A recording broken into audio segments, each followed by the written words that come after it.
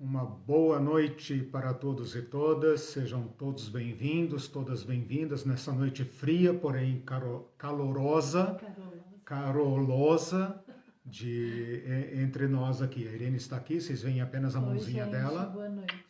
Estamos juntos aqui para o nosso quinto encontro do mini curso de Antropologia Cristã. Aproveito que vocês estão entrando na sala para dar as boas-vindas. Espero que tenham tido uma boa semana e que essa sexta-feira à noite seja o início de um bom fim de semana que todos nós merecemos, com a graça de Deus, né? Aproveitem para compartilhar esta transmissão, curtir também, porque isso aumenta a visibilidade. Não esqueçam do canal Teologia Pé no Chão, mesmo que vocês prefiram assistir online pelo Facebook, inscrevam-se lá. Algumas pessoas preferem assistir pelo canal e quanto maior o número de inscritos, maior a visibilidade do canal. Bom, fiz minha propaganda, né? Você coloca sempre depois... Eu coloco sempre depois, assim que terminar a aula, eu faço o upload do curso para lá. Ainda não fazemos transmissão ao vivo pelo YouTube. Também aproveito para lembrar que este material é disponibilizado no podcast, tanto no Anchor como no Spotify, tá bom? Então estamos aqui, Eliseu presente, Irene presente, vocês aí. Esse é o nosso quinto encontro, estamos tratando de antropologia, que nós qualificamos como antropologia cristã, porque a antropologia é uma ciência secular, porém a teologia cristã também tem um capítulo de antropologia para discutir, ao lado das demais ciências, o tema do humano.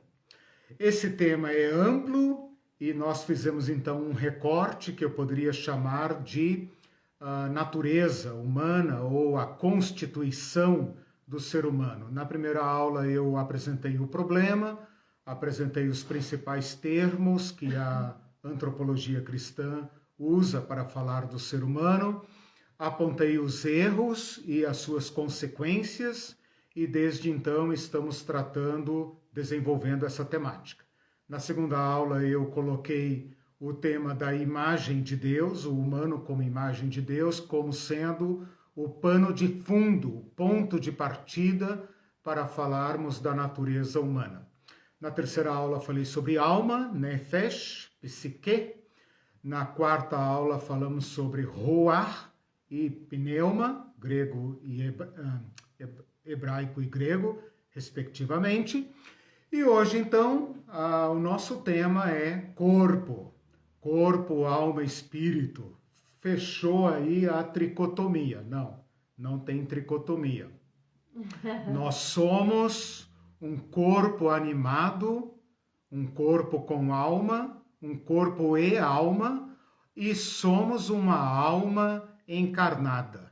É isso que somos, um monismo complexo, né? Então, estamos escapando daquelas tentações, daquelas influências da filosofia grega e também estamos escapando do materialismo duro, o materialismo que enxerga o ser humano num monismo materialista, né?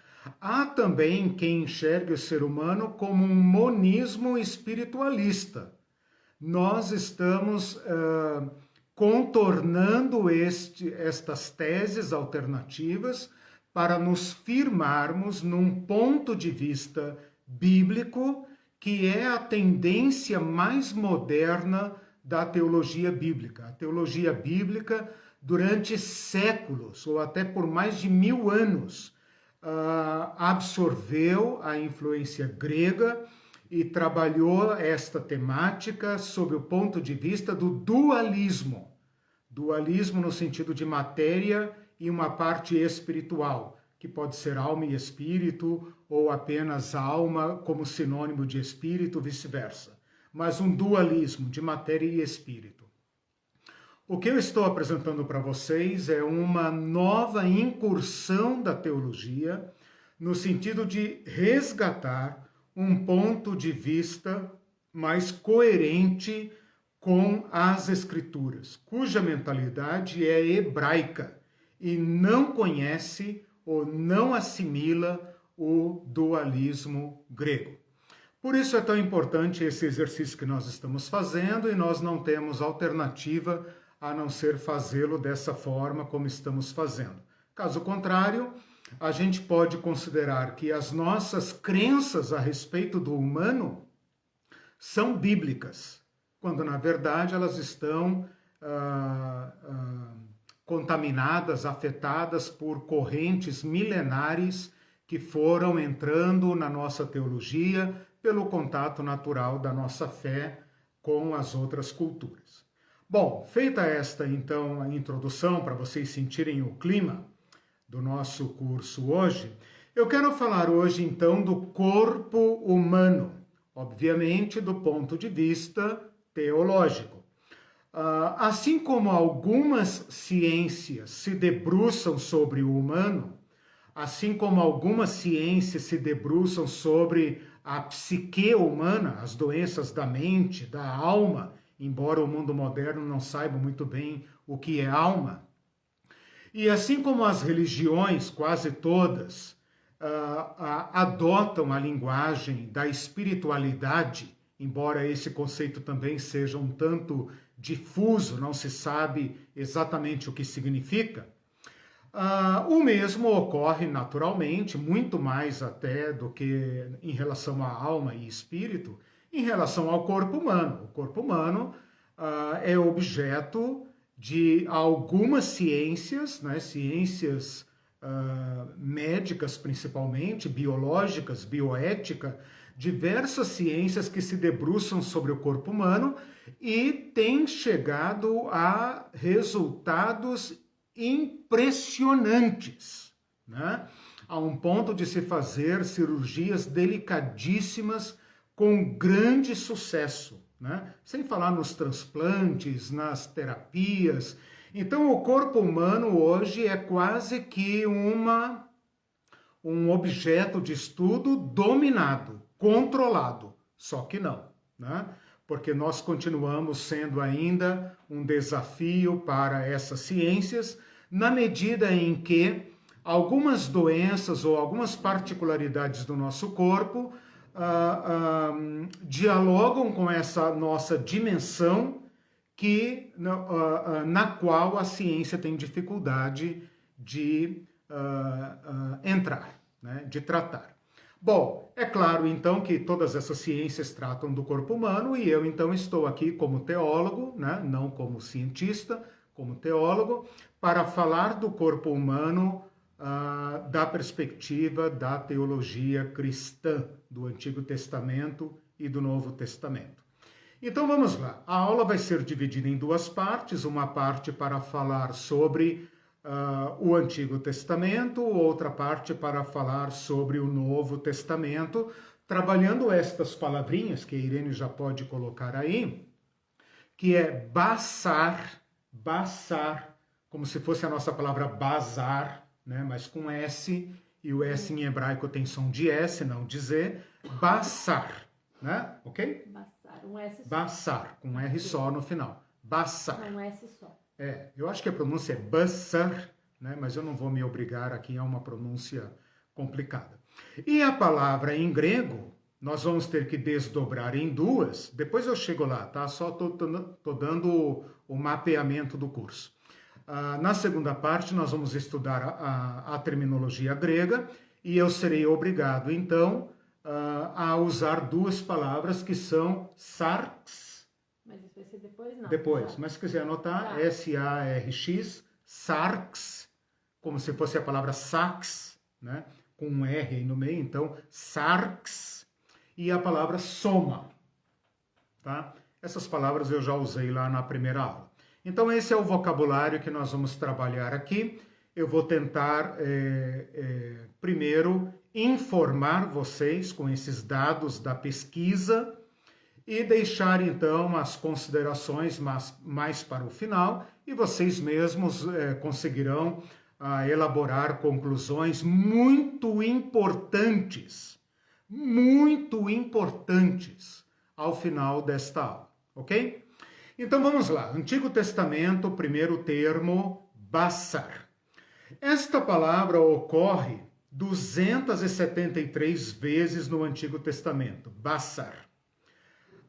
Eu vou dar esses números apenas para demonstrar para vocês a complexidade do tema, tá? Dessas 273 vezes, 1/3 se refere a animais. E os outros 2/3, né, se referem a, quase 170 vezes, se referem a humanos. Então, percebam aqui que pelo próprio estudo do vocabulário, o basar, o corpo, a carne, é uma dimensão que nós compartilhamos com os demais seres vivos do mundo animal. Então, nós compartilhamos algo com os animais. Nunca se refere a Deus. Portanto, aqui tem um corte essencial, né? Às vezes se fala da alma de Deus como um empréstimo. Se fala do Espírito de Deus muito mais vezes do que se fala do ser humano e quase nada de animais, né? Mas em relação à palavra Basar, são 273 vezes, sendo que mais de 1/3, um pouco mais de 1/3 das vezes, se refere a animais e os outros 2/3, quase 2/3, se referem aos humanos. Então, isso já deixa claro que é algo que nós compartilhamos com os animais, ok? A natureza física, a natureza corporal, a natureza carnal, né? Vocês vão ver que a palavra carne, assim como em hebraico, em grego e em português, ela é ampla, né? Ela pode se referir tanto à carne humana como à carne do animal, é a mesma palavra. O mesmo está ocorrendo aqui no hebraico, né? Você pode falar carne de porco, vocês não podem comer carne de porco, né? E aqui, só para dar o ponto inicial, né? Eu sempre falei o primeiro versículo em que ocorre a palavra alma, o primeiro versículo em que ocorre a palavra espírito. Olha aqui um versículo em que vai ocorrer a palavra carne. Quando Deus faz Adão dormir um sono profundo, ele faz uma cirurgia no homem e fecha o lugar com carne. Então percebam aí o sentido da palavra basar, né? Gênesis 2, 23, quando fala daquela primeira cirurgia, né? Primeira cirurgia que foi feita por Deus ali, né? Bom, olha que interessante. Embora a palavra ocorra 273 vezes no hebraico, eu peguei aqui uma Bíblia em português, a Bíblia Pastoral Católica, porque é a que está mais à mão para mim na internet, é mais fácil de usar rapidamente.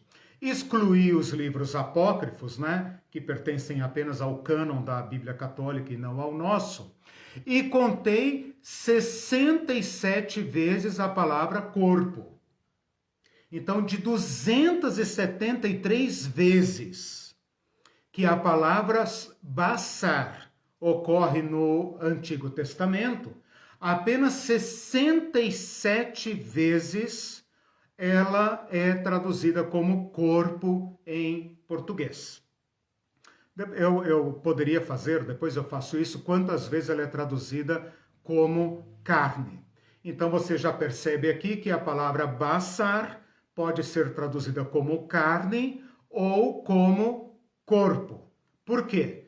Porque o hebraico não tem uma palavra específica para traduzir como corpo. Então preste atenção nisso. Nós falamos em corpo, alma e espírito, que o ser humano é corpo, alma e espírito.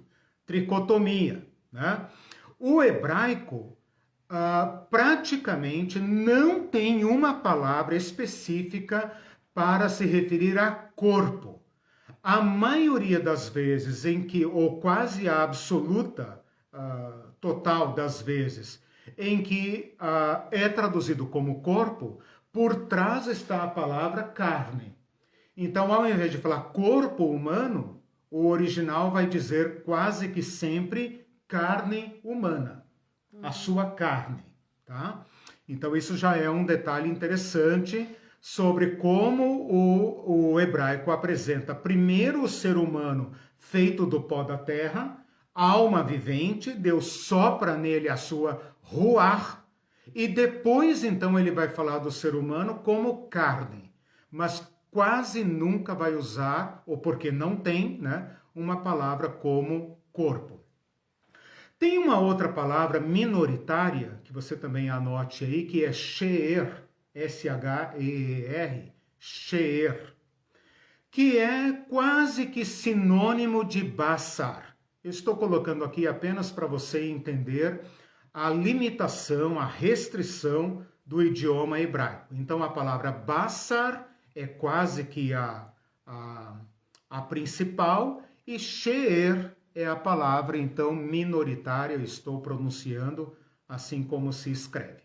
Essa palavra she'er significa, vocês vão ver daqui a pouco, que ela é quase que sinônimo de basar. O que ela significa? Ela significa carne, tanto no sentido de carne de animal para comer, por exemplo, comer carne, não comer carne, é she'er.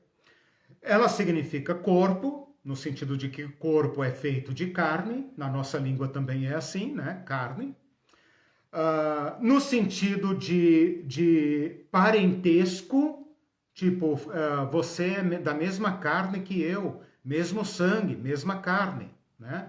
No sentido de parente próximo, quando você fala, por exemplo, na Bíblia, ele é carne da minha carne, né? Então, pode-se usar a palavra she'er, pode ser usado como a si mesmo, e eu não estou vendo aqui nenhuma relação a animal. Não, a relação animal está subentendida porque é alimento, né? Então pode se referir a carne humana, carne animal, família, parente e até eu mesmo. Quando eu falo assim, minha carne desfalece. Ora, minha carne não, eu desfaleço, né? Então, só para dizer rapidamente como essa palavra é sinônima de basar.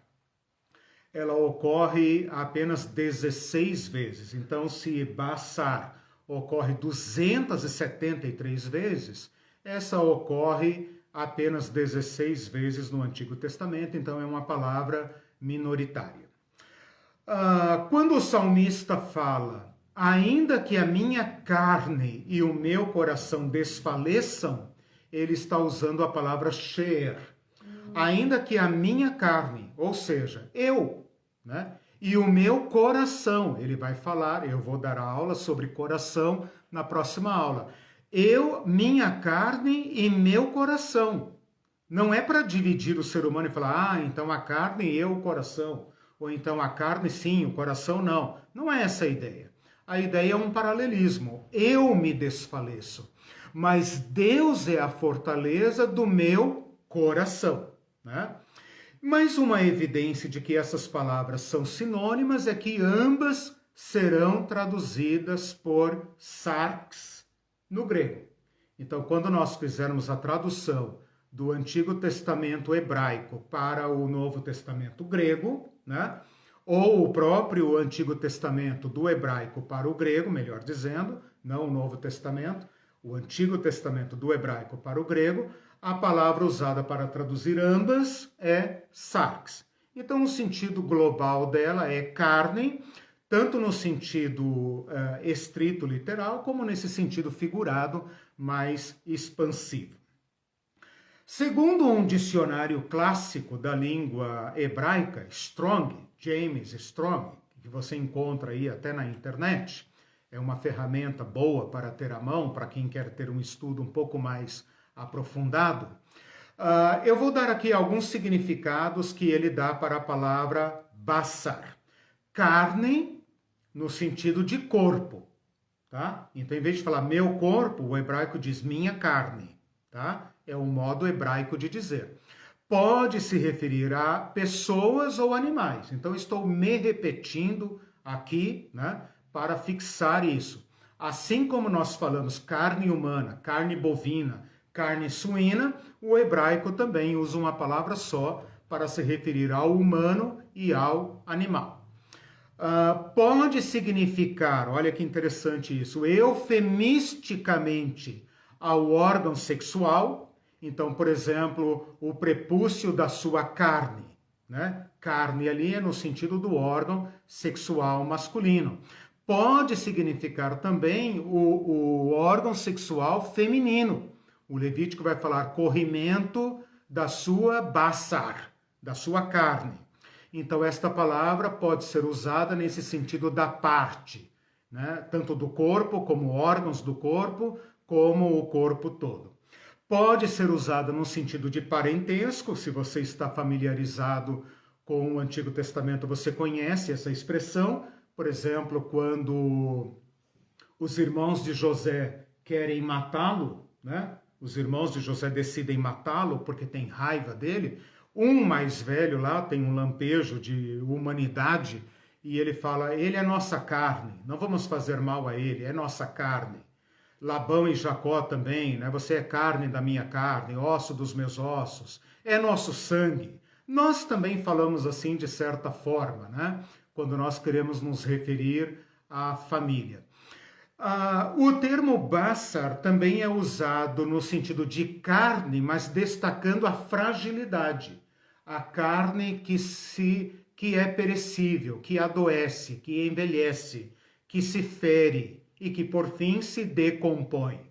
Então, esse aspecto do humano, esse aspecto do errante humano é usado para contrastar o ser humano em relação a Deus. Preste atenção nisso, porque daqui vai sair um erro que está maduro até hoje. Um erro que a nossa fé cristã não foi capaz de combater até hoje, porque entende a palavra carne como significando o corpo físico, e não é. É carne no sentido do homem inteiro, do humano inteiro, para contrastá-lo com Deus, que não é carne. Porque carne nunca é aplicada a Deus. Deus é espírito, né? Deus é de outra natureza, ele é único, não há ninguém como ele. Então, esse sentido da fragilidade da carne, que não se refere ao corpo humano, mas ao humano inteiro, sem divisão. Essa palavra também pode significar todos os seres viventes, por exemplo, na época do dilúvio, né?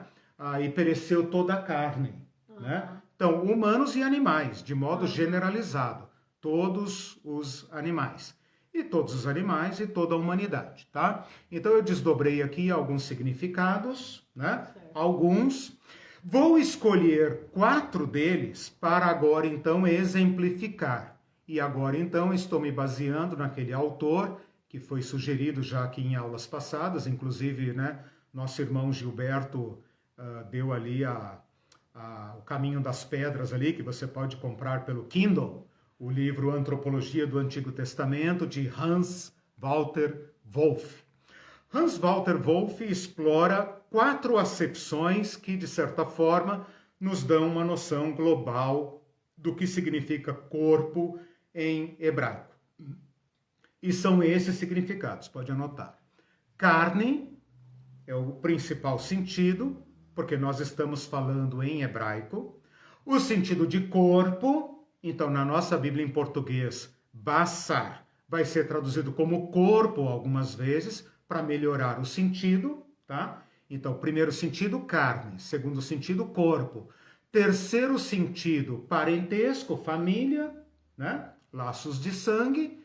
Quarto sentido, fraqueza humana. Então, o ser humano na sua fragilidade, né? na sua grandeza, na sua superioridade em relação aos animais, porém na sua fraqueza em relação ao divino, né? Então vamos lá, vou dar aqui alguns exemplos, então, começando pela palavra carne, tá? E vou falar de animais. Então, por exemplo, muito rapidamente, tá? Sem citar referências, depois vocês peguem lá as anotações que eu estou postando, tanto no Facebook, como no YouTube, como no podcast, aliás. Aí eu coloco lá as minhas anotações, tá? Com todas as observações, com canetinha amarela, letra vermelha para destacar, tá bem bonitinho lá, bem formatado. Então vamos lá.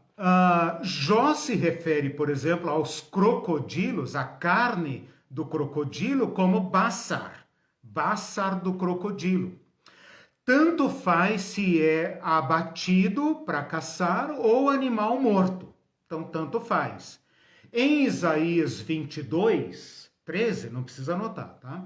Em Isaías 22, 13, Deus reclama do povo porque está fazendo festa em momento inadequado. E ele fala, eles param para se alegrar, se regozijar, comer baçar e beber vinho. Então está muito claro ali que se trata de churrasco, né? Carne, aquilo que brasileiro não conhece mais, né? Já ouviu falar, no passado tinha, né? Ficava assim disponível. Hoje tem alarme, né? Fica chaveado com cadeado e tal, mas o hebraico conhecia isso e se chamava baçar.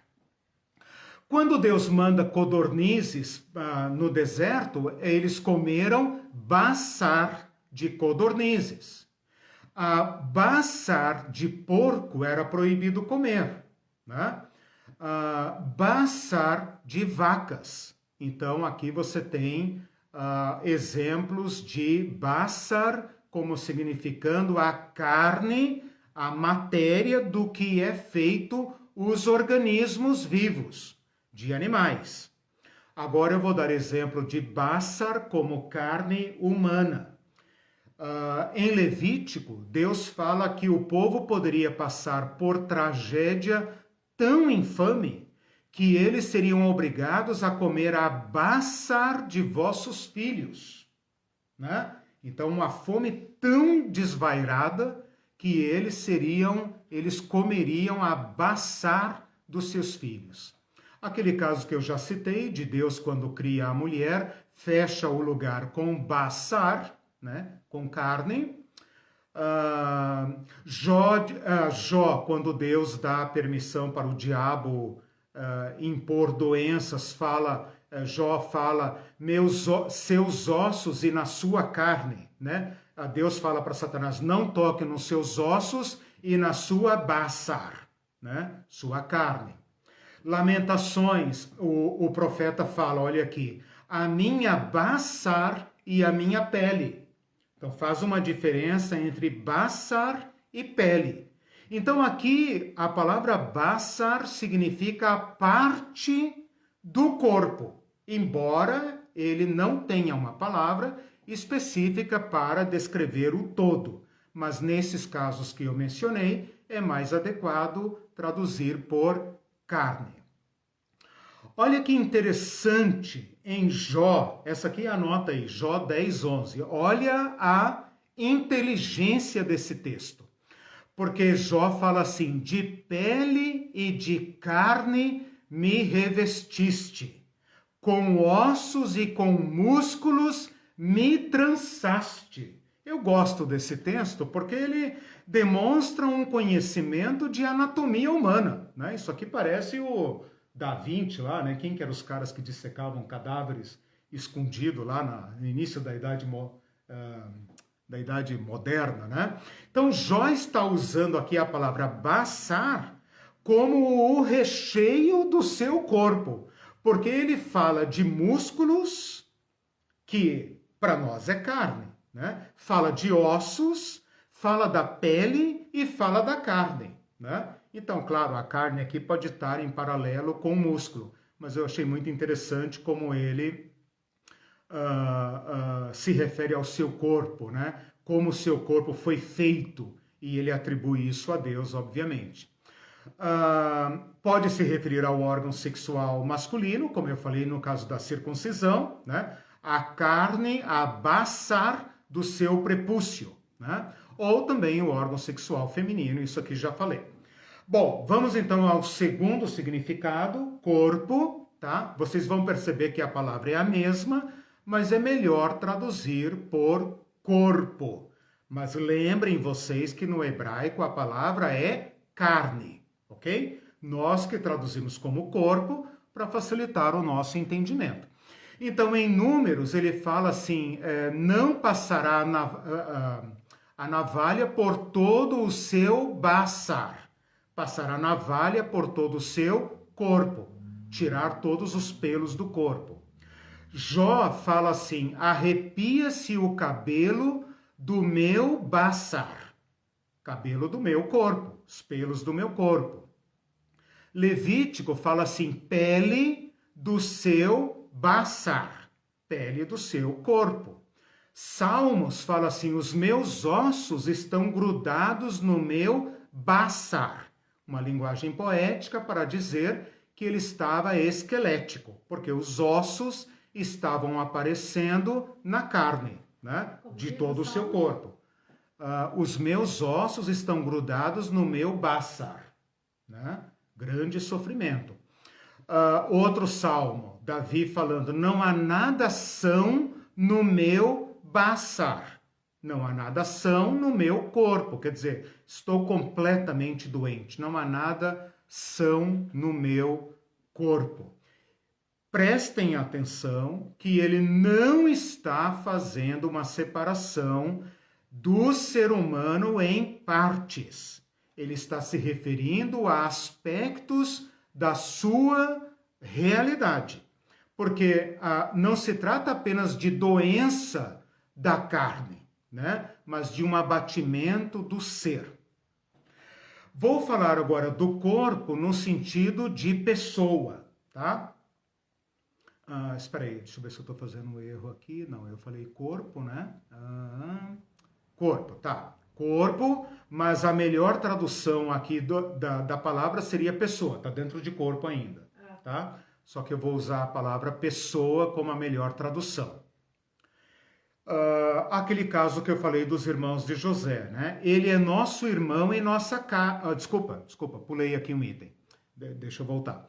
A minha alma, Salmos, a minha alma tem sede de ti, meu corpo te almeja, meu baçar te almeja. A palavra aqui é eu te desejo, né? Então a nossa Bíblia fala eu tenho sede de ti. Mas na linguagem poética ele fala minha baçar tem sede de ti.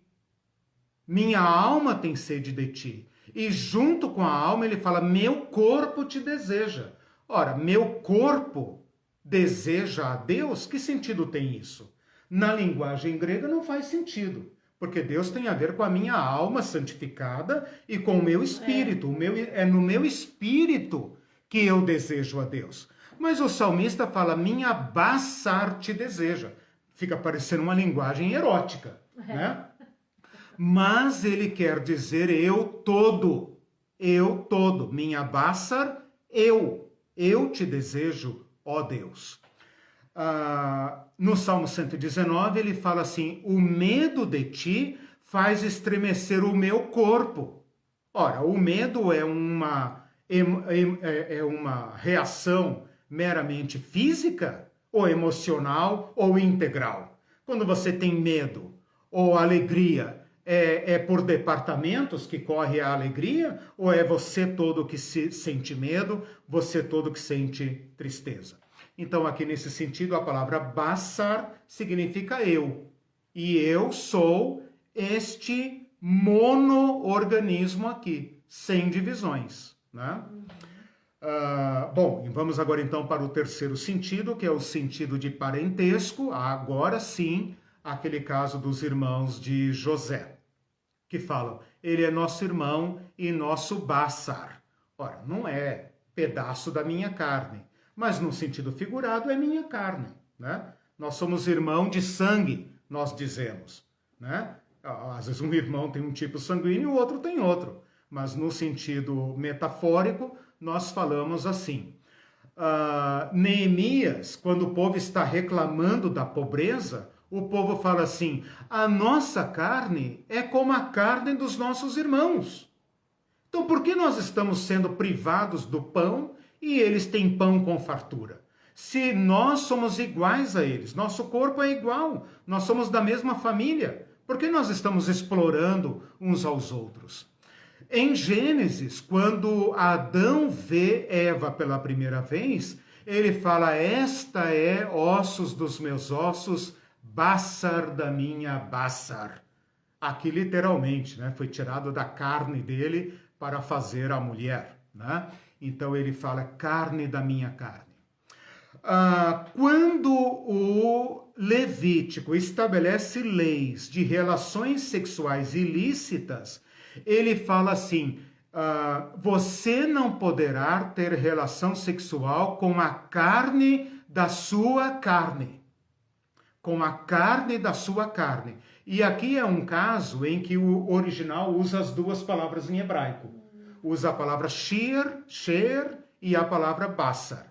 Então, você não poderá ter relação da sua sher com a sher da sua basar. Ou então, porque ela é parenta da tua basar. Então, não pode ter relações com incestuosas, não pode ter relação com a mãe, não pode ter relação com a tia, com o tio, etc, etc, etc. Uma série de relações sexuais que são vetadas pela lei de Moisés. O Salmo 136, quando fala que é Deus que dá alimento, ele fala assim: dá alimento a toda a carne, toda a humanidade. O dilúvio consumiu toda a carne. Então aqui é num sentido de parentesco amplo, universal, né? Porque está falando da humanidade inteira. Olha que bonito esse versículo, anote aí, Ezequiel 36, 26. Olha que bonito aqui esta expressão: tirarei o coração de pedra do seu corpo. Isso está em português. E lhes darei um coração de carne. No original é assim: tirarei o coração de pedra do seu baçar. E lhes darei um coração de baçar. Né? Então, tirarei o coração de pedra do seu baçar, porque esse coração não combina com a sua natureza, e te darei um coração igual à sua natureza, um coração de baçar. E é interessante que esse versículo de Ezequiel se refere à nova aliança em Cristo, que nos daria, então, um coração de carne. Recebi um novo coração do Pai, e esse coração é de sarx, é de bássar, é de carne, porque vocês são humanos. E quando vocês ficam com o coração endurecidos, é que vocês estão se desumanizando. E a cura para vocês não é desumanizar-se ou divinizar-se, é humanizar-se. Então eu lhes ensinarei de novo a ser humanos. É isso que significa. E no último sentido, o sentido da fraqueza moral, no sentido de fraqueza, né, e tal. Você falou fraqueza humana. Fraqueza humana, mas pode colocar também fraqueza física ou moral, porque está contrastando com Deus. O grande pulo do gato aqui é você não pensar, preste atenção nisso, não pensar nesta palavra carne como sendo corpo físico, mas como significando o humano. O humano, ok? Então, olha só, o salmista dizendo assim: que me pode fazer o baçar? Eu não tenho medo. O que pode me fazer? Não terei medo. Que me poderá fazer o homem mortal? Que me poderá fazer o meu igual? Que me poderá fazer o baçar? Por quê? Porque eu sou carne e ele é carne igual a mim. Não é superior a mim, não é inferior a mim, né? Olha Deus falando. Aqui você percebe claramente o contraste desta carne, baçar, com Deus. maldito o homem que confia no homem e faz da Bassar o seu braço. Essa é importante, é Jeremias 17, versículo 5 e versículo 7, tá? Maldito o homem que confia no homem e faz da Bassar o seu braço. Interessante que ele fala Bassar aqui, e a nossa Bíblia traduz que faz do homem mortal, para enfatizar que é o humano. E faz da carne mortal o seu braço. Ora, o que significa a palavra braço aqui? A palavra braço aqui está em contraste com o braço de Yahvé. Porque no versículo seguinte ele vai fazer a antítese. E ele vai dizer, bendito o homem que confia no Senhor, né? E cuja confiança está no Senhor e depende do Senhor. Então, esta carne mortal aqui não é a carne física, não é esse invólucro material que prende um espírito bom, não é isso. Quando fala carne mortal, está falando, não vou colocar toda a minha confiança na humanidade, porque a humanidade é feita da mesma matéria que eu. A humanidade é mais do mesmo. Não existem castas humanas aqui. Não existem humanos de outra estirpe. Nós somos todos da mesma natureza. Então, juntos, o que devemos fazer? Colocar nossa confiança última naquele único que é superior a nós. Quando, em 2 Crônicas, eu não me lembro aqui qual é a guerra, em que o profeta fala assim, maior é o que está conosco do que o que está no mundo. Com ele está o braço de carne. Olha aqui a ideia da força perecível. Com ele está o braço de carne. Que braço de carne? A força humana, né? E depois em Salmos, de novo, Deus se lembrou que eles são apenas carne. Então aqui Deus reduz o ser humano a carne. Deus se lembrou que eles são apenas carne. Se Deus exigir deles, eles todos perecerão, porque eles são carne. E eles não conseguem ser mais do que isso que eles são. Então o salmista coloca assim a misericórdia de Deus, um Deus que se lembra que o ser humano é perecível. Como se fosse Deus que precisasse se lembrar, né? E não o ser humano que devesse se lembrar que ele não é Deus, né? Ele é carne perecível, ele é feito de uma matéria perecível, né?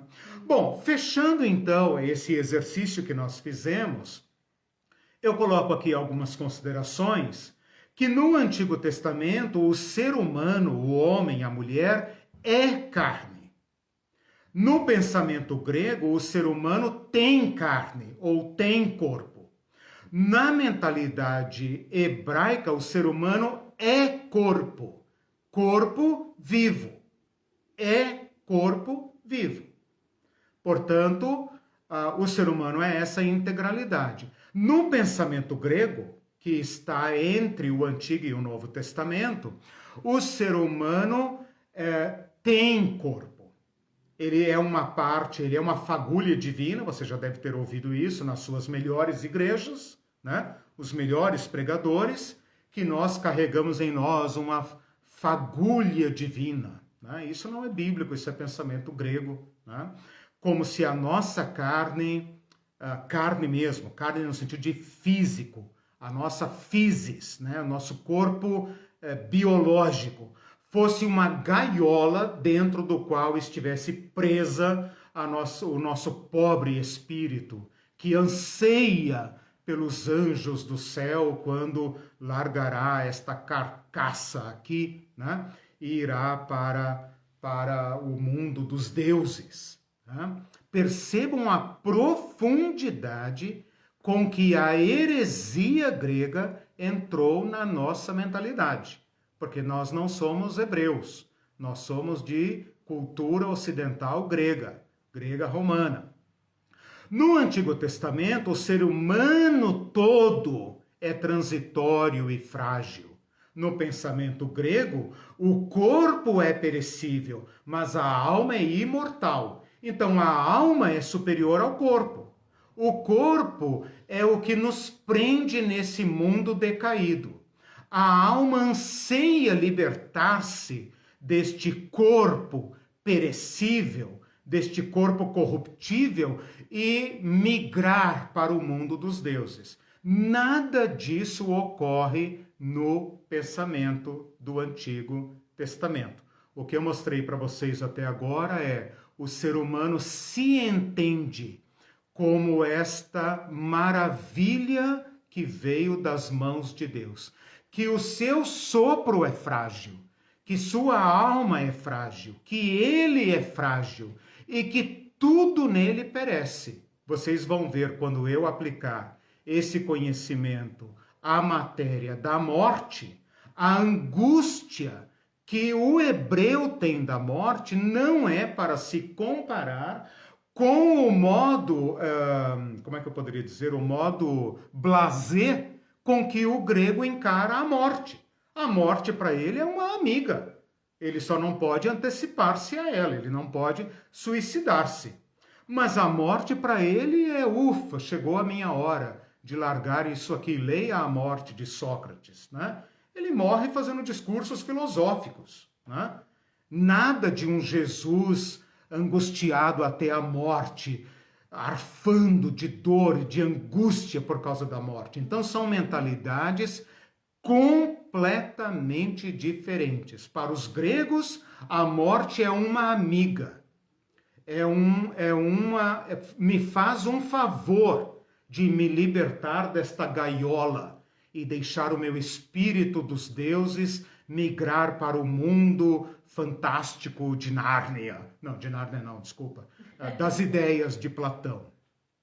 Enquanto que para a mentalidade hebraica, que nós vamos ver agora e nas outras aulas, a morte é nosso inimigo. E é um inimigo que aprisiona todo o nosso ser na decadência, na fragilidade. E Paulo diz, o último inimigo a ser vencido é a morte. E a morte atinge o ser humano inteiro. Este é o drama. Então, quando nós sairmos, quando nós completarmos esse estudo do Antigo Testamento, você vai sentir que a sua vida é mais frágil do que você imaginava, que o fôlego, o ar, toda essa nossa imponência no Antigo Testamento, lido com os olhos do Antigo Testamento, aí você vai entender o clamor do homem do Antigo Testamento. Tu não deixarás a minha alma no Sheol, ó Deus. Não permitirás que o teu santo veja corrupção. Essa não pode ser a palavra final, né? Os hebreus não desenvolveram um culto aos mortos, lembrem disso, né? Bom, é claro que tudo isso entra no mundo do Novo Testamento, naqueles 400 anos, daquele curso que eu vou dar, né? O período interbíblico. Nesses 400 anos que fica entre Malaquias e o Novo Testamento, ocorre um sincretismo de ideias. Ao mesmo tempo que há uma resistência cultural para preservar a cultura hebraica, alguns eruditos do mundo hebreu tentam dialogar com a filosofia grega.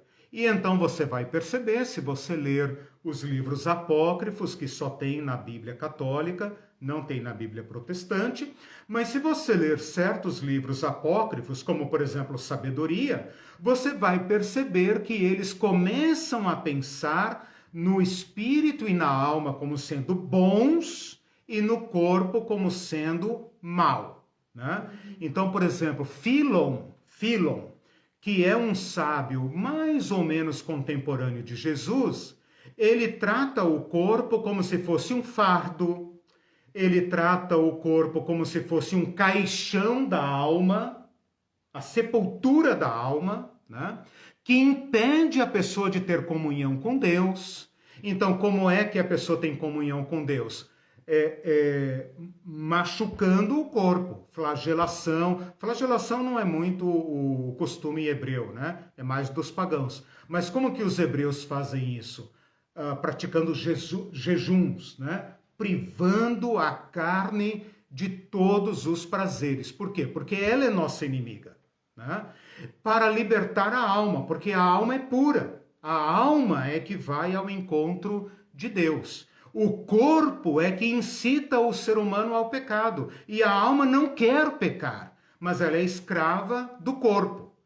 Então, toda essa teologia é grega, filosófica, platônica, neoplatônica, aristotélica, socrática, epicurista, mas não é mentalidade hebraica. E quando chega no Novo Testamento, você diria que isso já está bem imiscuído no meio da cultura hebraica? Não. No Novo Testamento, nós vamos ter as palavras gregas, por trás delas a mentalidade hebraica. E essa é a grande confusão. Por quê? Porque nós vamos ter as mesmas palavras agora, as palavras da filosofia grega, ditas no Novo Testamento. Mas nós não podemos esquecer que a mente por trás, a mente de Cristo, a mente de Paulo, a mente dos autores do Novo Testamento é hebraica e não grega. Tá? Dito isso, é possível que Paulo, no seu esforço de dialogar com os gregos, tenha feito algumas concessões. E isso nos induz a erro. Mas se você observar este princípio que eu estou colocando agora, de que a mente por trás é sempre hebraica, você vai evitar certos erros. E isso me leva a propor uma aula extra aqui, um bônus, para quem cumprir todos os requisitos do curso, para a gente falar sobre carne exclusivamente em Paulo. Porque em Paulo vai acontecer um problema. Vou só cantar aqui a bola, mas vou voltar para o Novo Testamento. Paulo vai usar a palavra grega com a mentalidade hebraica. Então, não é outra palavra, é a mesma palavra, mas ele vai criar um conceito próprio para falar de carne. E aí que está o angu de caroço, né? Angu não tem caroço, né? Angu de caroço. Tá só uma desacelerada. Sim. Próximo agora é Novo Testamento. Tá, antes de entrar no Novo Testamento, a Rosana Prado disse que imagem mais maravilhosa essa do coração de carne em lugar do coração de pedra. Deixamos de ser insensíveis, empedernidos para sermos humanos de novo. Maravilhoso, exatamente lindo, isso. Né? O coração de pedra é o coração que foi seduzido pela mentira satânica. Sereis como Deus. O que nos desumaniza é isso. O que Deus quer nos propor? O que Ele está nos propondo aqui a nós? Uma reconciliação com o que somos. Por isso a reconciliação, e esse comentário da Rosana me oportuniza isso, a mensagem do Evangelho é reconciliação. E a reconciliação é reconciliação comigo também. Aceitar meu corpo. Aceitar minha natureza, reconciliar-me comigo e desistir de ser Deus, porque essa é a mentira satânica, e desistir de ser anjo, porque isto é uma mentira. Eu faço algumas interpretações querendo dizer que esse é o joio que foi semeado no nosso meio e está impregnado tão profundamente que nós não conseguimos sequer arrancar. Mas lembrem disso. Nós estamos caídos em pecado porque fomos, o contrário de restauração, fomos alienados de nós mesmos. E isso levou o nosso coração ao empedramento, empedernimento. empedernamento, né? O que Cristo está nos propondo, e por isso ele se fez carne. Olha aí agora o escândalo do Evangelho. O Deus a quem o Novo Testamento, o Antigo Testamento, nunca atribui a palavra basar, agora se fez basar e habitou entre nós. E qual é o seu chamado? Reconciliem-se com vocês mesmos. Reconciliem-se com seus irmãos, porque vocês são todos da mesma Bassar. É como se ele tivesse... Não há Bassar superior nem inferior. São da mesma família humana. É como se ele tivesse vindo para recuperar a nossa humanidade. Completamente. Né? Eu nunca esqueço de uma frase do meu livro, Ele Está no Meio de Nós, que eu coloquei assim: ele sorriu um sorriso tão humano que o fez parecer divino. Ao contrário, né? Que a gente diria. Exatamente. Né? Então, exatamente. Porque às vezes a gente usa esse negócio de carne fraca também no sentido muito negativo. Vou entrar nisso aqui agora. Não, eu espero que vocês tenham entendido o problema que nós criamos aqui agora. Tem mais algum comentário? Tem, tá. Denise. Daí eu vou entrar no Novo Testamento. Tem gente que tem coração de pedra, mais ou menos dentro do que a menina aqui falou. E tem gente que tem coração de carne e com coração de amor. Isso. Coração de carne é nesse sentido humano. Sejam humanos. Se nós formos humanos, teremos mais compaixão, abandonaremos o orgulho. Mas medo de ser carnal, será? Não. Muito pelo contrário, é vontade de ser espiritual, vontade de ser Deus que nos desumaniza. Aí a Rosana disse assim: na verdade, esse coração de carne é para ser isso mesmo, coração de amor, para voltarmos a ser humanos, a nos importar, a nos condoer, a amar. O amor é um sentimento eminentemente humano. Exatamente. Que lindo isso. Que lindo isso. Porque é o amor que será a norma e a diretriz do reino de Deus, né? Então, isso aqui nos dá um novo horizonte. Espero que vocês tenham percebido isso de modo bem sério, tá? Repitam essa aula, ouçam de novo e tal. Bom, na filosofia grega, então, como eu já falei para vocês, nós vamos ter os termos já amadurecidos pela mitologia, pelas religiões antigas, até chegarmos então à filosofia clássica, mais ou menos no século IV a.C., que é o período do interbíblico. Então essa cultura grega, ela entra no mundo oriental ali como se fosse uma inundação, né? E ela, então, provoca essas sínteses com o pensamento hebreu, né? Então, vejam só, o que os gregos têm para oferecer aqui no mundo do Novo Testamento? A principal característica do corpo humano é a corrupção. A psique é as emoções, a inteligência, né? A psique, a alma, né? O pneuma é aquilo que nos liga ao mundo dos deuses. Parece que eu estou falando teologia, né? Mas não é, é filosofia grega, tá? Os deuses não têm carne, os deuses não têm sarx. A palavra agora é sarx, tá? Entrei no Novo Testamento, a palavra basar agora se torna sarx, tá? Os deuses não têm sarx. Os deuses são pura nous. O que é nous? Mente, inteligência, né? A nous é do mundo do espírito. Então percebam como a filosofia grega faz uma profunda cisão entre o que é humano e o que é divino.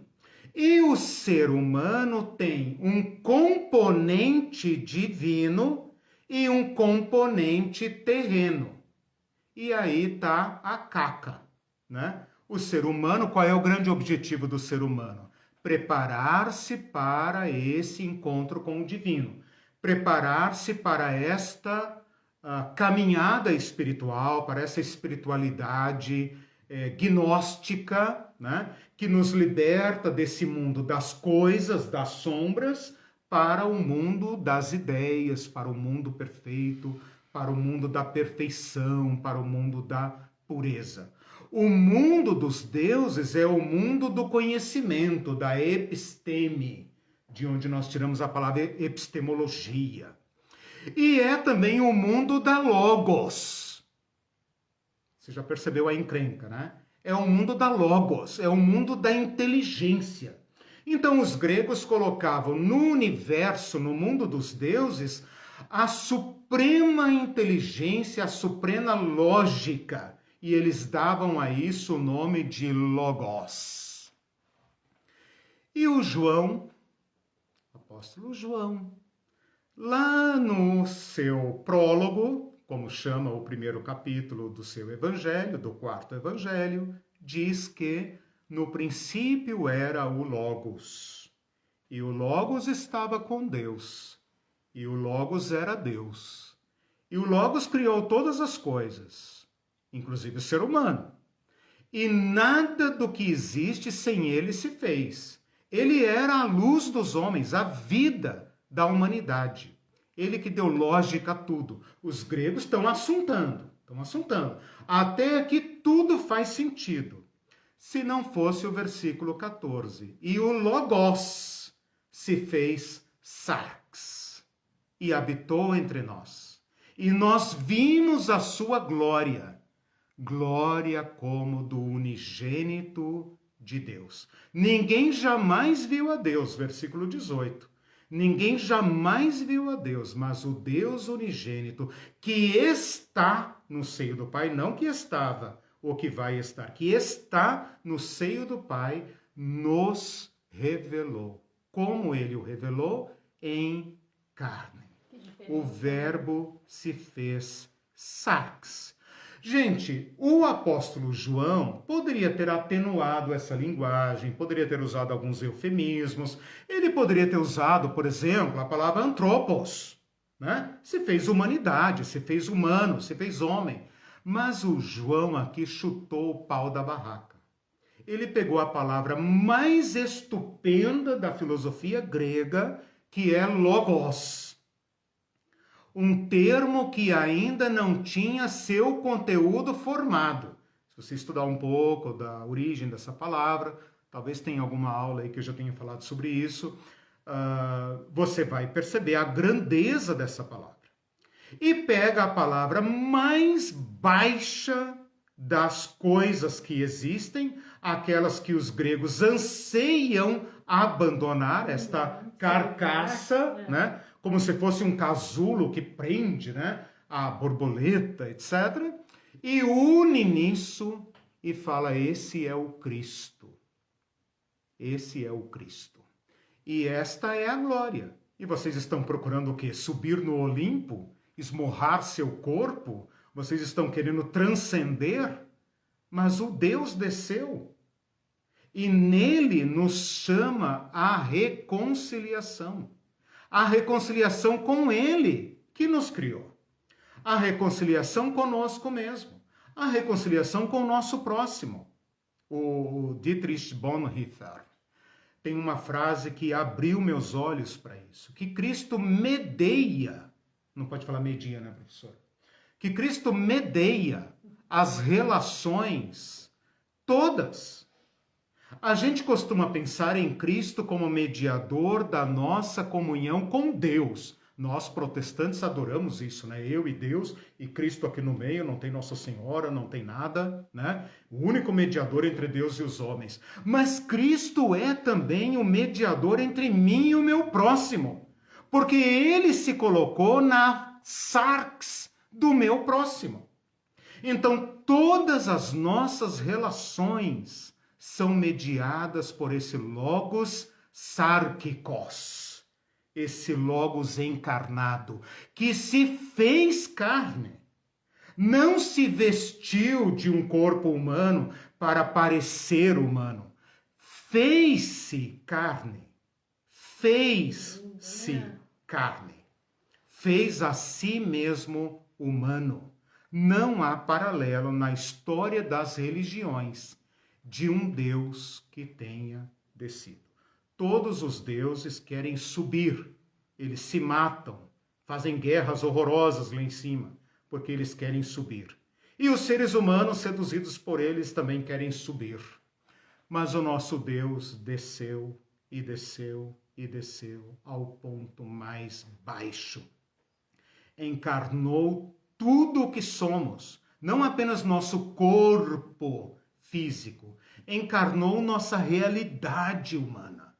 E ao redimir nossa carne, redimiu tudo que somos. Eu queria então, com essa explicação, fazer apenas aqui uma pequena, de novo, indo lá no James Strong, um dos grandes linguistas, né, das línguas antigas, só para a Irene anotar aqui alguma coisa, alguns significados da palavra sarx, tá? Carne, exatamente como Bassa, carne, né? Tanto de seres humanos como de animais, tanto faz, tá? Eventualmente ela pode significar corpo, ela pode ser traduzida como corpo, porque a mentalidade por trás é hebraica, embora o grego tenha uma palavra específica para corpo, que é soma, tá? É bom colocar soma com um acento circunflexo em cima, para ninguém pensar em somar, né? Soma. Esse corpo pode ser de pessoa, né? Pode ser, pode se referir à natureza humana, pode se referir a animais, pode se referir a criaturas vivas, seja animal, deixa eu ver se ele fala aqui sobre morto também. Eu acho que morto ele vai usar outra palavra, denotando simplesmente a natureza humana, a natureza dos seres humanos, basicamente isso. Eu acho que não tem acréscimos em relação ao Bassa. É uma palavra que traduz quase que perfeitamente aquilo que nós já sabemos, ok? Esta palavra sarx vai ocorrer 147 vezes no Novo Testamento, tá? Agora prestem atenção, 91 vezes nos escritos paulinos. Então aí está a encrenca. Então preste atenção nisso. Eu vou dar uma aula só 91 vezes. Quer dizer, quase 2/3, né? 147, 90 vezes, quase 2/3 aqui chutando e arredondando as vírgulas e 9 fora 9 e tal, né? Minha mãe era professorinha da roça e na matemática daquele tempo você falava 9 fora 9. Eu nunca aprendi essa técnica, né? Porque hoje tem calculadora, a gente usava lápis tabuada, lembra? Que a professora falava, não pode usar na prova, se tem lápis tabuada, tem que entregar, né? Mas a minha mãe usava essa técnica lá do 9 fora 9. Bom, o que eu quero dizer aqui? Quase 2/3 do uso das ocorrências da palavra sarx está em Paulo. E dentro das epístolas paulinas, que são 13, né? Acho que é 13 lá, se não me engano, principalmente em Romanos e Gálatas, que é exatamente as epístolas em que Paulo elabora a sua teologia sobre a vida cristã. Então aqui tem um problema. Quando Jesus ou qualquer outra pessoa fala em carne, tem um sentido. Quando Paulo fala em carne, você tem que acender a luz vermelha do painel, porque ele está usando a mesma palavra com um conceito paulino. Então, Paulo cria um conceito. Paulo é filósofo, ele cria um conceito. Então, esse conceito é estudado exclusivamente em Paulo. Por exemplo, quando Jesus fala assim, por exemplo, o que eu acabei de citar, né? O verbo se fez carne e habitou entre nós.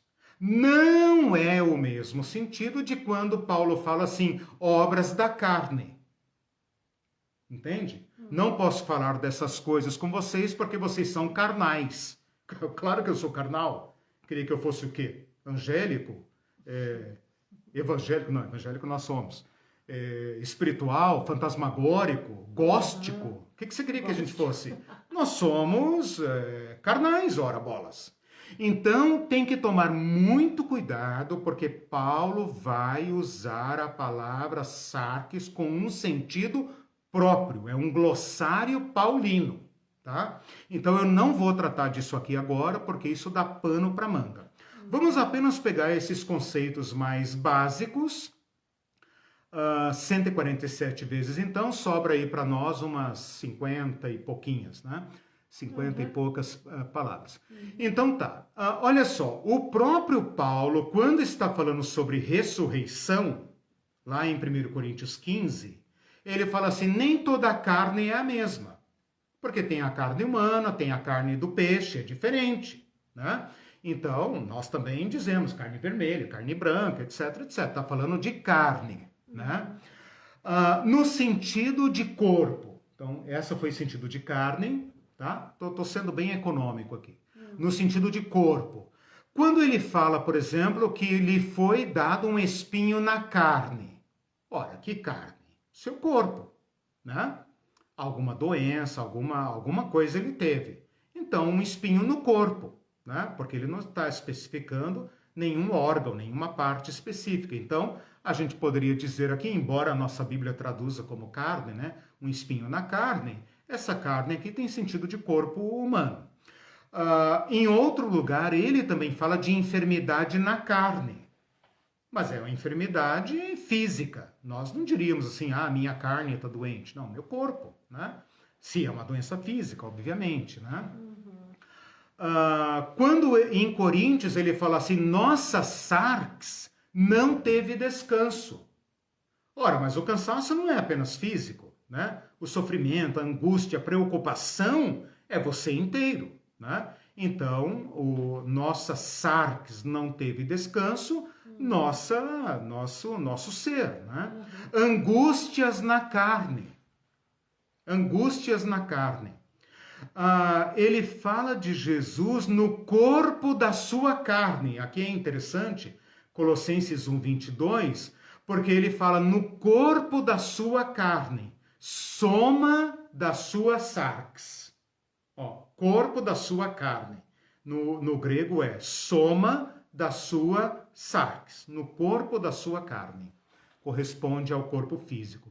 Jesus ressuscitado, lá em Lucas 24, ele fala, toquem aqui, vedes que eu tenho carne e ossos. Um espírito não tem carne e ossos, como vedes que eu tenho. Ou seja, um corpo físico normal, né?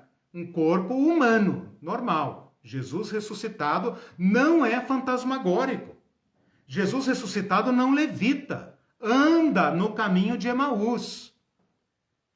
É corpo físico humano, porém... Atravessa a parede. Porém, é capaz, né? É capaz para outras atividades que nós ainda não somos. Mas nós vamos tratar disso no curso de ressurreição. Falando sobre pessoa, isso aqui é muito comum e é um hebraísmo. Hebraísmo. Não consultei carne e sangue.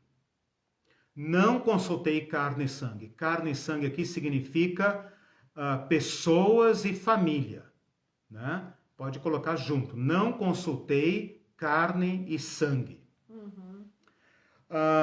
Jesus segundo a carne, esse aqui parentesco. Jesus segundo a carne veio da descendência de Davi. Israel segundo a carne. Onésimo agora é irmão na carne e no Senhor. Né? É irmão de fé e irmão agora de família. Né? É na carne. Nenhuma carne será justificada diante dele por obras da lei. Nenhuma carne será justificada diante dele por obras da lei. Mateus 19, quando eles estão discutindo sobre divórcio, Jesus fala assim, vocês não leram na lei de Moisés que está escrito que o homem deixa seu pai e sua mãe, se une à sua mulher e serão ambos uma só sarx? Uma só sarx? Ora, é claro que homem e mulher não ficam grudados num corpo só, né? Mas no sentido de parentesco, de união, de associação, sim, são uma só carne, né? Bom, tem diversos outros textos aqui, deixe-me ver. A ninguém conhecemos segundo a carne, no sentido físico. E o sentido paulino eu não vou tratar aqui, porque é um sentido específico, quando ele fala, por exemplo, obras da carne. Quando ele fala, por exemplo, em Gálatas 5,17, a carne luta contra o espírito e o espírito contra a carne. E tu pensa, né? Vocês pensam aí, né? Vocês que me ouvem, eu não, né? Mas eu já pensei assim também. Pensam que é o seu corpo lutando contra o seu espírito, e não é. É você lutando contra Deus. Porque esta é a carne que está aqui. Esta carne aqui não é teu corpo, é você na sua presunção ante Deus. Eu digo você no sentido retórico, né? Qualquer um que me ouça, né? Não estou me dirigindo a ninguém especificamente. É como se tivesse dois poderes, né? Dentro Exato, da gente, exato. lutando contra o outro. Mas isso é uma teologia fina do apóstolo Paulo. E pode ser que o povo da época tenha entendido melhor do que nós. Nós escorregamos aqui, mas bonito. Paulo falando, na minha carne não habita bem algum. Na minha carne não habita bem algum. Mente da minha carne. Mente da carne. Ora, a minha carne tem mente? A mente é carnal? Essa é uma discussão infinita, né? A minha mente é o cérebro ou é algo que transcende o cérebro? Mas ele fala mente da carne, né? Mas aí é naquele sentido que você falou? Não, aqui é corpo mesmo. Paulo está falando num sentido... Aqui eu estou dentro do território de Paulo e é melindroso... Separar? Melindroso separar. Mas né? mas no sentido que ele está falando aqui, eu entendo que é o homem... Uma definição simples para você entender carne em Paulo. O ser humano sem Deus. O ser humano alienado de Deus. Essa é a carne que Paulo condena. Então não é o teu corpo físico. Não é o teu corpo físico. Não é o corpo físico de ninguém. Jesus falou de onde procedem os maus pensamentos? Do coração. Ora, nós vamos estudar coração na próxima aula. Então, não há separação. Nós, de acordo com a teologia calvinista, né, da depravação total, tudo que nós somos foi tocado pelo orgulho do pecado. E Cristo redime tudo que somos. Então, carne em Paulo não é o corpo físico. Não é o corpo físico. É o humano alienado de Deus. E por humano, entenda-se o humano inteiro. Sim, e não apenas o seu corpo. Mas isso não significa que toda vez que ele falar carne vai ser nesse sentido. Então, por isso que eu estou sendo aqui, é melindroso. Porque parece que você citou. Eu citei. Alguns sentidos que é carne mesmo. Sim, exatamente. Então, mas aí que está o problema. Por isso que você falou, aqui não é e tal. Aqui, a gente tem que analisar. Nossa carne não teve descanso. Isso, exatamente. Quando Jesus fala, olha só, os crentes adoram citar esse texto, né? Você já deve ter ouvido isso. A carne é fraca, o espírito está pronto, mas a carne é fraca, né? Fraca, irmão. Então, os irmãos adoram falar isso para justificar seu mau caráter. Né? Seus problemas de caráter. A carne é fraca, né, irmão? Falso. Isso é completamente falso. Jesus está na véspera da crucificação. Ele não tinha forças físicas para a crucificação. O cara adultera porque ele tropeçou. O Simão Cirineu, Santo Simão Cirineu, né? Teve que ajudá-lo a carregar a cruz. Então a carne é fraca, claro.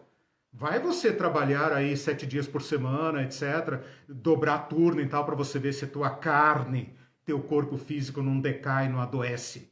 Né? Então, a carne é fraca. Mas aqui, eu por dentro estou firme. Estou firme a fazer a vontade de Deus. Mas o meu corpo não está aguentando. É como talvez uma pessoa idosa que fale, a minha mente está brilhante, mas o corpo já não dá mais conta. É nesse sentido. Então, isso é perigosíssimo, tá? Essa é uma teologia que deveria ser ensinada na catequese, antes do peão se batizar, né? Para ele não falar essas bobagens, tá? Então é isso que eu queria colocar.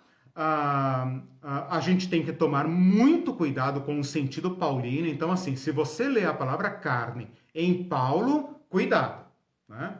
Então é isso que eu queria considerar, né? Que por trás da palavra sarx, no Novo Testamento, está a mentalidade hebraica. E que a mentalidade hebraica entende o ser humano como uma unidade. Uma unidade complexa, porque tem a dimensão física, mas o físico não me esgota. Eu não posso dizer que eu sou o meu corpo apenas. Também não posso dizer que esse eu aqui, este eu animado que respira, fala e gesticula, é uma alma que está dentro de mim, ou um espírito que está dentro de mim. Eu só posso chamar eu, Eliseu, este todo que está aqui, que sempre existiu assim e só existirá dessa forma, de nenhuma outra forma, porque jamais desencarnaremos. Aqui que os espíritas descem do barco, né? Jamais desencarnaremos, jamais encarnaremos. Acabou. Aqui está o entroncamento, né? Espíritas vão de um lado e cristãos vão de outro. E mais na frente divergimos dos católicos também, né? Vamos ver mais para frente. Mas quero animá-los com este fato, que esta exposição que eu estou fazendo para vocês é o que há de mais avançado na teologia. A teologia já superou estas questões antiquadas, mas não chega no banco das igrejas, irmão. Não chega no banco das igrejas. A teologia mal e mal chega nas faculdades, porque até as faculdades estão se tornando produtoras de mão de obra para o mercado eclesial. Então, isso não interessa, ok? Mas a teologia do final do século XX para agora, de meados do século XX para agora, especialmente os católicos, desde o Concílio Vaticano II, e os protestantes já estão debatendo estas questões e estão propondo um novo modo de entender o ser humano. Um novo modo de entender o ser humano. E depois também um novo modo de viver o humano, um novo modo de pensar a morte humana e um novo modo de pensar a pós-morte humana, tá? Seria essa a minha exposição. Tem aqui rapidamente algumas coisas sobre o soma.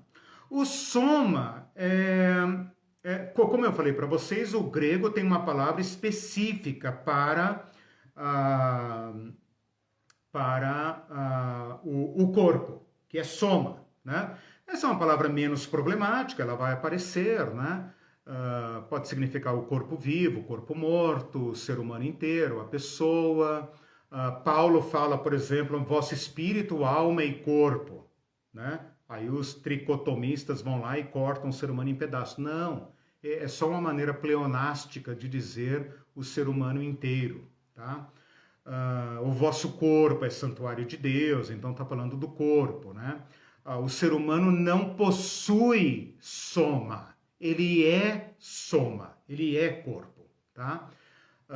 Então é nesse sentido que ele vai aparecer. Ele aparece também bastantes vezes no Novo Testamento, 142 vezes, mas não há, eu vou insistir nisso, nenhuma autorização para dividir o ser humano em pedaços. Nenhuma autorização se a gente aplicar este princípio de que a mente por trás do grego do Novo Testamento é hebraica.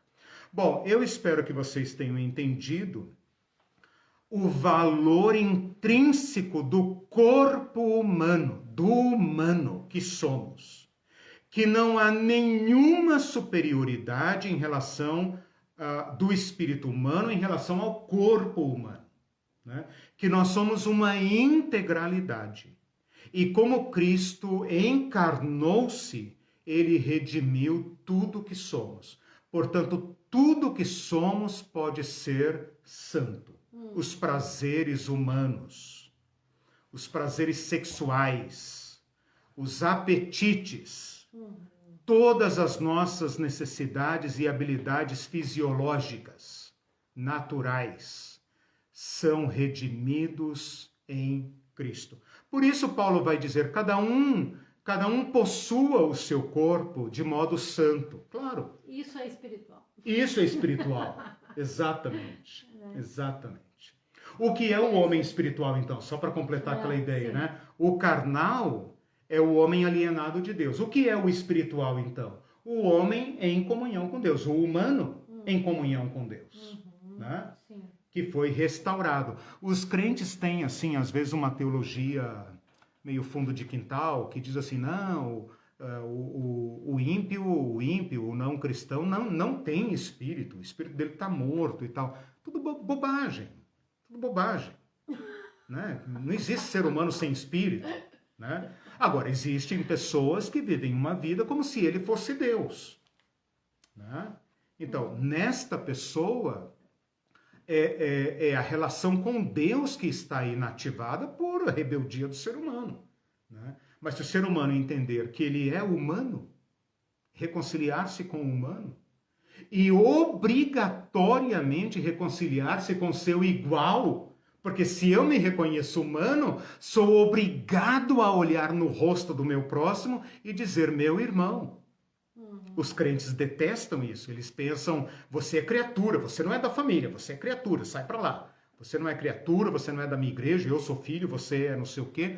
Não. A reconciliação em Cristo é a capacidade de pensar, eu posso olhar para você como meu igual. Talvez você não queira ser meu igual, porque você ainda está seduzido pela mentira satânica. Você quer ser, sei lá, superior, alguma coisa. Mas eu estou autorizado por Cristo, porque eu me entendo como humano em Cristo. E agora eu posso olhar para você e para qualquer um e dizer, meu irmão, minha irmã humana, meu irmão humano, dá aqui a sua mão, porque nós somos uma coisa só, né? Restaurar esse sentido baçar da humanidade. Que não há nada acrescentado a nós, a não ser a graça, para que ninguém se glorie. Né? Bom, encerrei porque já estou quase fazendo oferta aqui. Né? O Mindu tinha feito uma pergunta antes e eu achei por bem esperar essa sua explanação do Novo Testamento. E ele diz assim, Sim. Como se reconciliar consigo mesmo se nas igrejas a carne e o desejo devem ser castrados? Pois é. É uma infiltração, um tráfico, né, da filosofia grega que entrou profundamente na nossa teologia. Né? Isso não é culpa de ninguém, tá? Não é culpa de ninguém. Por quê? Porque os primeiros apologetas, os primeiros pais da igreja, os primeiros doutores da igreja, tinham que dialogar com o mundo grego, não porque eles eram, como é que fala? Amantes da filosofia, mas porque eles precisavam defender os cristãos. E eles tiveram que dialogar com as categorias filosóficas. E aí não teve saída. Mesmo quem tentou evitar, acabou abrindo as portas para a filosofia grega. E como a Igreja Católica foi a dona da teologia por 1000 anos, então esse conceito atravessou a Idade Média inteira. Né? Os protestantes quebraram esse cerco, mas mesmo assim, né, ninguém sabe lidar com o corpo, ninguém sabe lidar com o corpo humano. Essa é a verdade, né? A igreja não sabe lidar com prazer, não sabe lidar com alegria, não sabe lidar com festa, não sabe lidar com danças, não sabe lidar com arte. Essa é a verdade, né? Nós precisamos resgatar isso, quem sabe essa teologia, essa visão antropológica, né, cristã nos ajude, né, a recuperarmos a saúde mental, a curarmos nossas neuroses, por meio desta antropologia cristã, que Cristo redimiu. Né? Cristo, o homem são, o homem bom, o homem que ama, o homem que tem alegria, que pula, que dança, que pega as crianças, que fala com as mulheres, que acolhe, que é misericordioso. Uhum. Uma coisa que eu, ainda pensando nessa pergunta do Lindu, é que as pessoas não convertem o seu coração a Cristo, e daí seus desejos impuros não são convertidos. Exatamente. Então eles querem apenas castrar em vez de confessar e se arrepender de desejo de adultério, por exemplo, de coisas aquilo que Jesus falou, que sai, não tem que ser sai castrado, do coração. tem que ser confessada, né? E deixada, abandonada. Paulo vai dizer, Cristo vai dizer e Paulo vai desenvolver: crucifiquem-se. Exatamente. Entendeu? A única forma para esta humanidade alienada de Deus é a identificação com o Cristo. Mas o Cristo liberta. Exatamente. Porque aí senão, que nós não chegamos. Porque senão você fica só no não, só na privação. Só no não, e você entra naquela de se tornar moralista. Sim. E aí entra naquilo que a gente comentou até essa semana aí, que quem mais fala de corrupção quem mais cai. Ou de pecado é o que está mais praticando aquilo, né? Então tá jogando a sua... porque ele é só moralista, ele não é convertido a Cristo. Exatamente. Né? A Rosana diz assim: eu simplesmente amo o prólogo de João. Essas imagens que ele usa são simplesmente espetaculares. É para dar curto-circuito na cabeça. Exatamente. E a Cristina Gaetano diz: fez-se carne no ventre de uma mulher. Isso é lindo. Exatamente. Nasceu do modo carnal. Podia ter vindo milagrosamente, e depois quando ele devolvesse, voltasse pro céu, ele tirava a roupa suja, né, e deixasse. Eu dei uma época na faculdade uma matéria sobre as religiões. Né? O nascimento dos deuses é um negócio extraordinário. O de Cristo é esse aí que vocês conhecem, né? Uma simplicidade assim... Se não é Lucas contar ali um pouquinho para nós, talvez por ser médico, né, contar um pouco para nós, é de uma simplicidade assim quase constrangedora, né? E a maior glória dos deuses da humanidade é a sua transcendência absoluta. O cristianismo coloca a morte de Cristo. Pega o bicho pelo chifre, né? Coloca a morte já na sala. E vamos discutir essa questão aí. Então, irmãos, o meu esforço com esse curso é tirar os resíduos de cima do Evangelho para que a gente consiga se ver face a face com a grandeza do que está em Cristo para nós, né? Então é necessário esse trabalho, é necessário pesquisa, é necessário gastar tempo com isso, porque todos nós somos frutos dessa cristandade. E a cristandade está naufragando. Esse estado de coisas que está aí, essa tal da civilização judaico-cristã, está naufragando. E nós vamos ter que redescobrir o humano. E Cristo, de novo, pode nos ensinar. A Cristina Caetano está dizendo assim: complexo isso, entender carne como todo. Isso está massificado em nós. Aí a Tatiana, é verdade, bastante complexo. Difícil e aí pensar. A Rosana diz: meninas, a faxina do Eliseu é uma coisa seríssima. É profundo, é profundo. A famosa vassoura avassaladora do Eliseu faz uma limpeza e tanto. Aí a Tatiana: nossa, que limpeza. A cada aula temos que esperar a vassoura e ficar prontos para... Gente, quero deixar claro que eu sou cristão da mesma cultura, da mesma formação, e eu estou compartilhando isso com vocês porque estou passando a vassourinha em mim mesmo. Exatamente. Estou mergulhando em novos autores porque eu estou em crise com a cristandade. Ora, quem não está em crise com a cristandade no Brasil, né?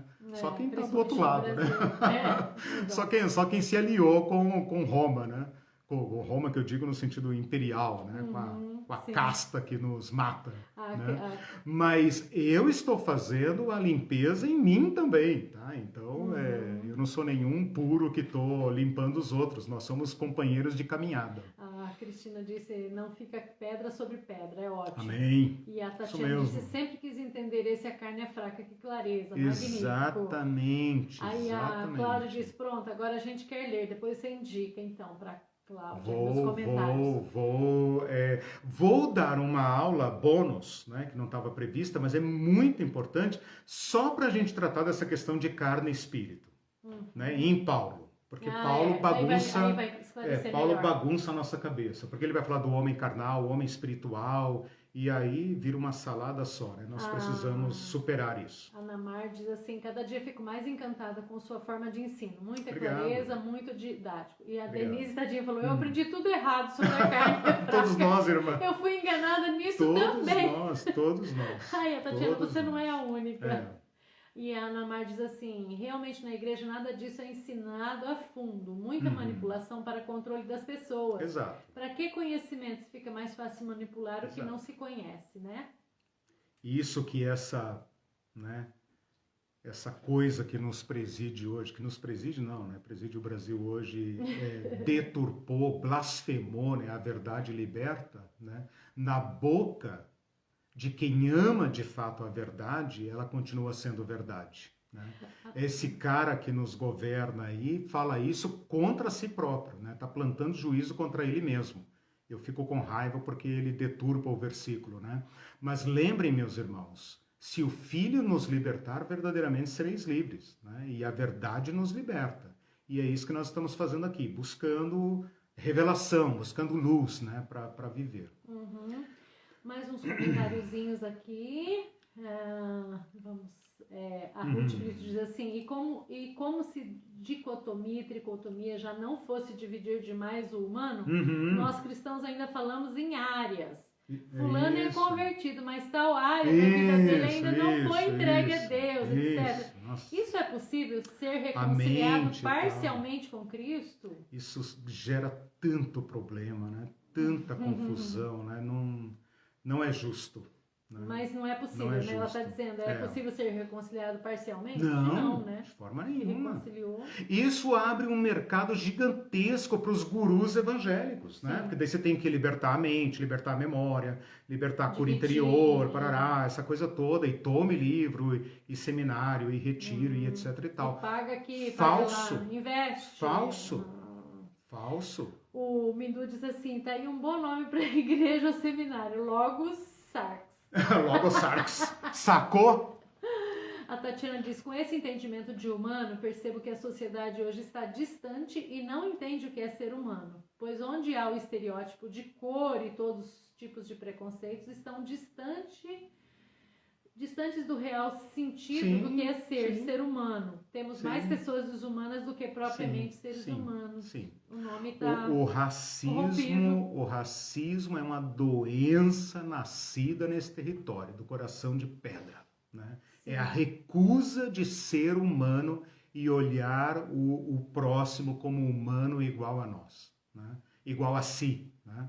Então é doença da doença, né? É um desenvolvimento terrível.